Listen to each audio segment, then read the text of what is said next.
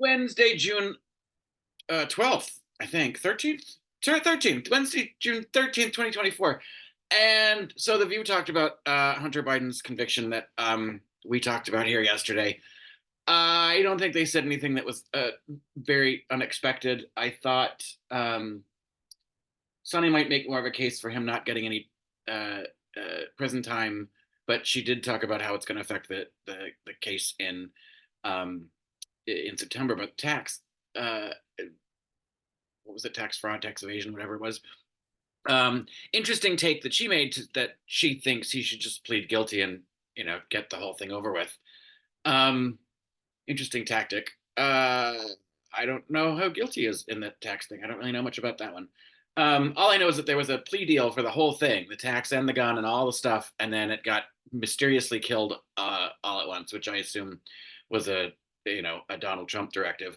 Which, if we want to talk about things being a two-tier justice system or things being rigged, it is not against Republicans. It's definitely Republicans will bend the rules for themselves, where the Democrats will not as much, and clearly not as publicly.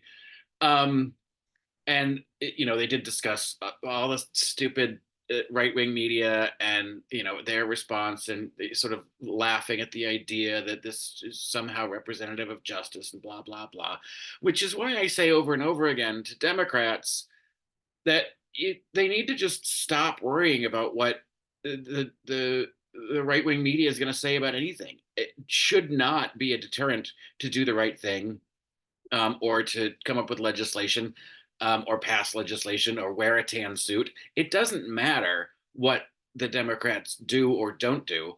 The right wing media is always going to point to them as being evil, the Republicans being persecuted, the Democrats are twisting it, ruining the country. It's always the same line. It's always the same bullshit.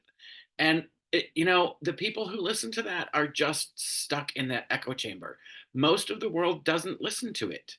So stop being afraid of it and do something that the rest of us actually want to see you do.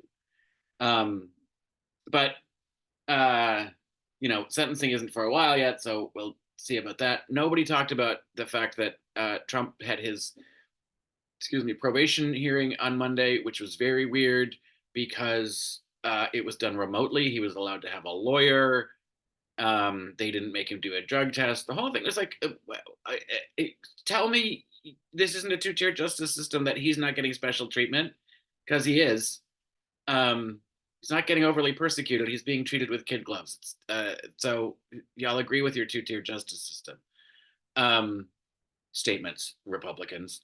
But of course, Alyssa Farah Fowler Griffin has to rewrite history, because she's been saying over and over and over that she doesn't think that this case about the hush money payments is enough of a deal to move the needle. She's been saying that she doesn't care about it. The American people don't care about it. That the bigger trials are the Georgia case, the documents case, and the January 6th case, which is correct. Those are bigger deals. And it doesn't look like we're going to get them before the election, which really fucking sucks. Thank you so much, Georgia. And Fani Willis, I'm very disappointed that you chose to have an affair with the dude that you are working with on such a high profile case when you know what the stakes are. But Alyssa Farah Fowler Griffin was like, I had to look in some data, and it proved out exactly what I thought, that 55% of independents don't think Donald Trump should run, and 16% of, because he's a convicted felon, and 16% of Republicans don't think he should run because he's a convicted felon. Sonny was telling you that months ago, dum-dum, and you were poo-pooing it. I don't like her. I don't like this whole, I was right. No, you weren't. Roll the tape. I don't have any tape.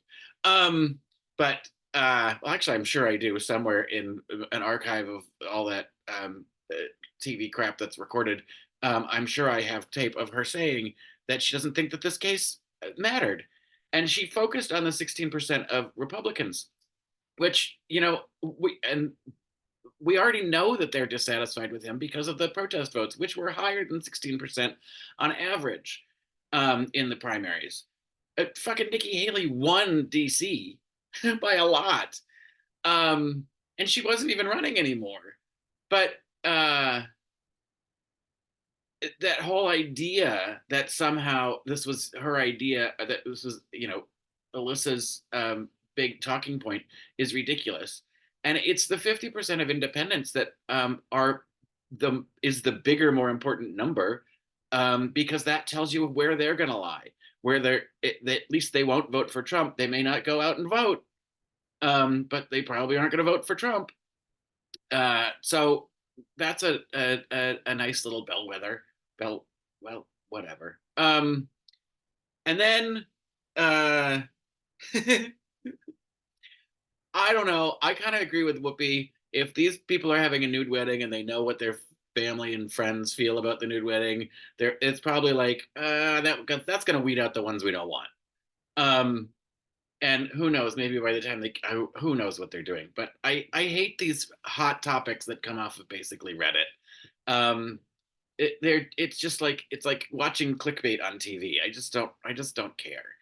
Um, but what I did care about, I don't usually talk about guests, but uh, um, oh God, what is her name? I'm gonna get it wrong. I was so impressed with Whoopi that she said her name correctly on the first try on the introduction, and now I can't remember her name.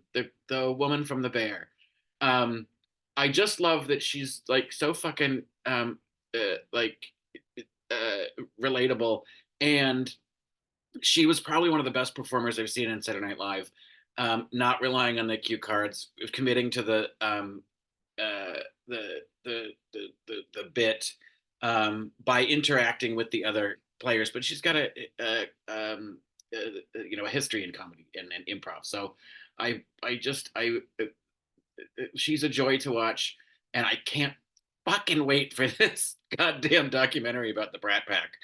Because yeah, in the '80s, those kids were all our friends.